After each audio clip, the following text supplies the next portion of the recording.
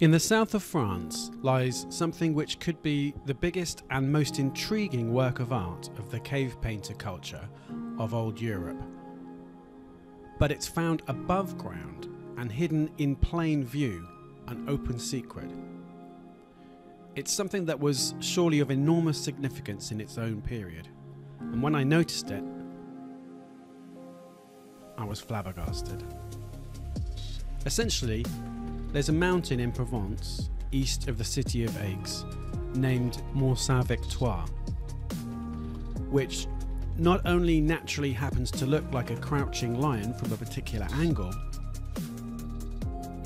but which also seems to have had the features of a lion face carved right in the location of the face of this crouching lion. Is this just an extraordinary coincidence? Or was the face added by human action? And if so, who carved it, and when, and with what aim?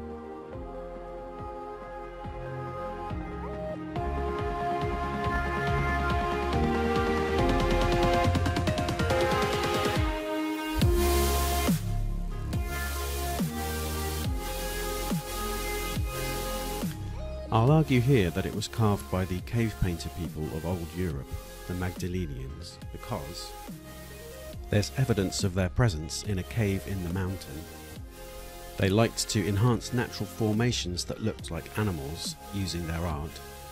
We know they were good at climbing and made use of ropes to put their art in difficult to reach locations, and that they carved animal images in relief on limestone cliffs,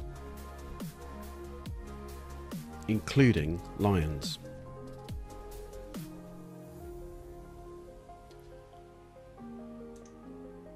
Archaeological and ancient mysteries researcher and writer Paul Devereux has asked the question of how to find the sacred sites of the ancients and how to get insight into the way that they viewed them, and proposed an answer based on the collation of great tracts of anthropological research. In his book, The Sacred Place, he describes how studies of many cultures on every continent have shown certain commonalities between places considered sacred. Indeed, he suggests that because of these findings, even where a tradition has been lost, we can make an educated guess that a site was considered sacred if it fits into certain categories. Category 1 is where a lasting landscape form presents an intelligible shape, a simulacrum, often that of an animal or person. Category 2 is the same as Category 1, but where there has been some additional enhancement of this simulacrum by human action. Category 3 is where there is some significant connection to the heavens, such as the positions and movements of heavenly bodies. Such landscape features were important to the ancient peoples for the same reason that they're of interest now. They span the generations. While much of nature comes and goes, such features allow you to look at them and recognise in them the same thing as was recognised by your ancestors thousands of years before you. The sun still rises in the east and sets in the west, constellation patterns stay much the same for many thousands of years, and formations of hard rock too can last for a long time. Looking at the same thing and recognising the same intelligible idea written into the landscape, creates a sense of connection to the spirits of the ancestors, as if you can somehow sense the morphic fields of their thought patterns about the thing in question. These lasting features were how people were able to see the universal within the particular and to rise out of time into eternity. They gave a sense of collapsing of mundane time and of invoking the dream time.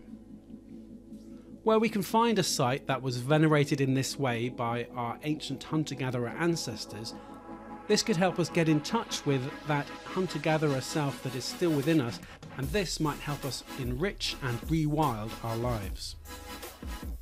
The civilization of old Europe, before agriculture, was that of the cave painters.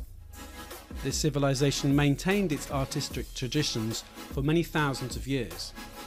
The vast majority of the images are devoted to animals. Witness the skill in this extremely old art shown here from the Chauvet cave in southern France, depicting the 4 parts of lions and bears. These artists were capable of close observation and accurate depiction of the morphology of the fauna around them. The majority of us would have to adopt the role of novice by comparison. Some of the art they created demonstrated their skill not only in image production, but also, by its location, in climbing. They must have used ropes or created scaffolds to produce some of the works to be found high up on cave walls and ceilings.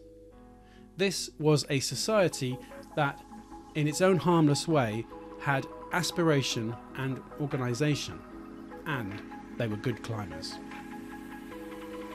The Upper Paleolithic cave painters were appreciators of simulacra, those natural formations in rocks, trees or clouds that look like an intelligible form.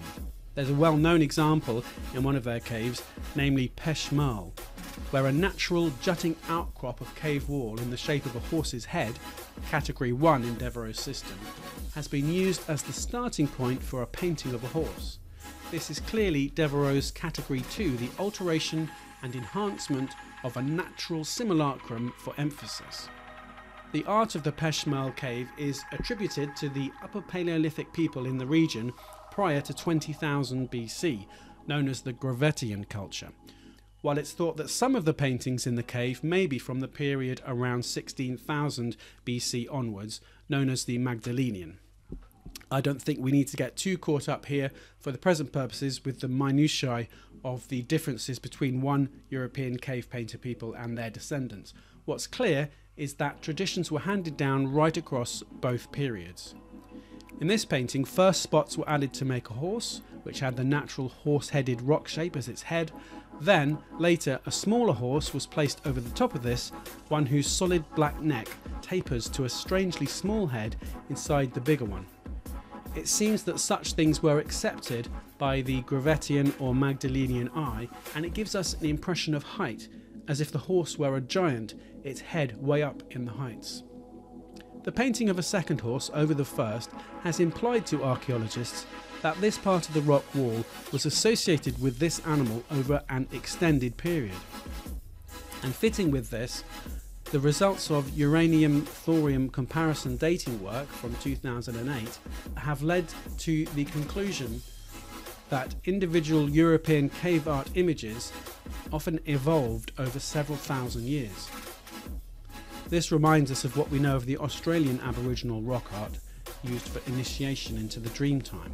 Sites were accorded a long-term mythological association, with the artworks expressing this being touched up and added to over long periods of time.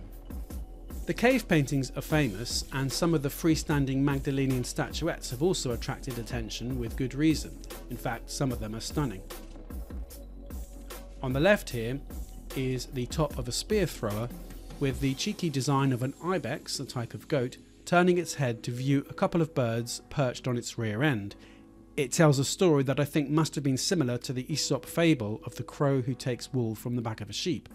I've seen crows doing this with my own eyes. I think they use it to put in their nests. And when I looked into it online, I read that in Japan, they've been seen taking the white fluff from the rumps of deer. Anyway, we can see that the Magdalenians specialised in 3D as well as 2D representations, and we can only imagine what complex narratives they wove as they sat around their fires.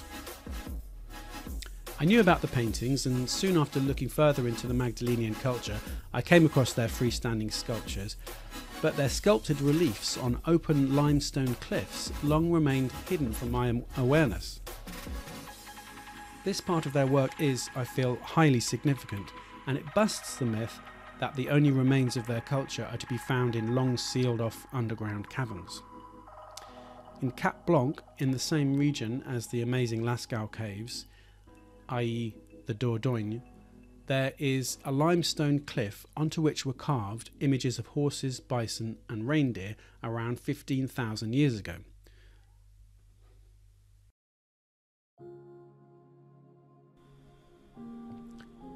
Some of these carvings are as much as 2 meters long and the total amount of sculpting work at Cap Blanc is considerable and particularly impressive when you bear in mind the tools they were using.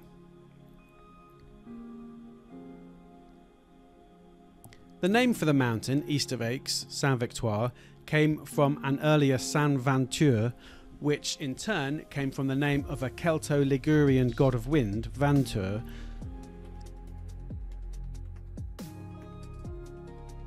I once read in a local guidebook that there's a cave up in the side of Saint-Victoire which shows evidence of Magdalenian cultic ritual. For a while I was frustrated while trying to recall where I'd read this, but then I obtained more information from reading another book, Saint-Victoire Cézanne 1990, produced by the Graney Museum in Aix in conjunction with one of their exhibitions. From this I've learnt that the cave in question is La Grotte de Petit Chanteur and that it's located halfway up the southern slope at an altitude of about 700 metres, and that it was found to contain flint tools such as burins, stone chisels used for engraving stone and bone, and vestiges of fauna such as ibex and chamois, which have been attributed to the Upper Magdalenians, who occupied regions to the west of here but are also attested elsewhere this far east into Provence. So they were in a cave on the south face of these limestone cliffs with tools used for engraving stone. Why might the site have been significant to them? Well, the mountain as a whole, seen from that particular angle, is a great example of a simulacrum. The form of the Saint-Victoire Massif is complex and very different shapes are seen when looking from different angles.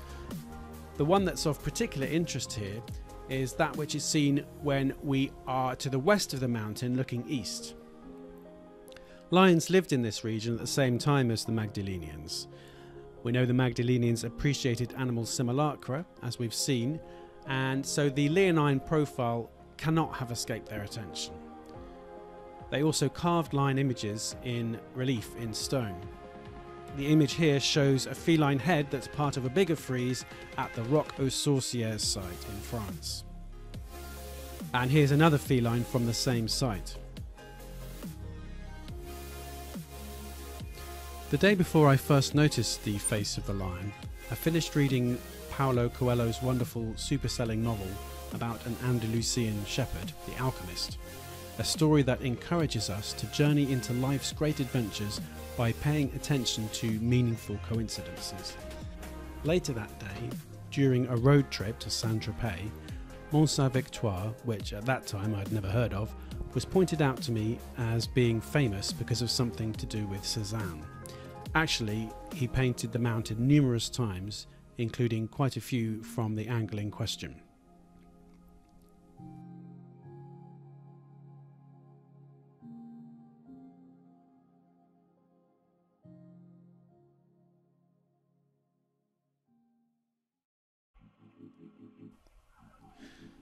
So anyway, when the very next day I opened up an English magazine about France at a random page and saw there, staring back at me, a double-page spread devoted to this same mountain, it seemed to me like just such a significant coincidence. I looked to where the face ought to be out of some instinct that it ought to have a lion face, but when I actually saw what I was looking for, I felt a tingling mixture of deep surprise, delight, bewilderment and fascination. Right at the part of the simulacrum where the face should be, I saw, smiling knowingly back at me, the regal delineations of a leonine countenance. Was this a trick of the light? And if not, was it common knowledge? Why didn't the article mention it? Was it one of those things that people haven't noticed despite it being openly visible, simply because it's so far beyond what they expect to see? Were these lines just formed from bushes randomly spaced, or were there actual cuts in the rock? I was able to find images which made it quite obvious that the features of the leonine face were not simply bushes, but were indeed actual cuts in the rock. I began an intense period of research which did turn up the odd passing mention of the lion profile of the mountain, but nowhere was the lion face spoken of. It's probably time for archaeologists and geologists to get up close to the rock face and have a look and see what's going on. If, as seems to me to be the case, this is a human-made enhancement, then for the reasons I've presented already, the Magdalenians are, as far as I'm concerned, the most likely sculptors. If so, then we can only marvel at the daring and skill involved, the Herculean commitment, the sheer creative genius of the concept.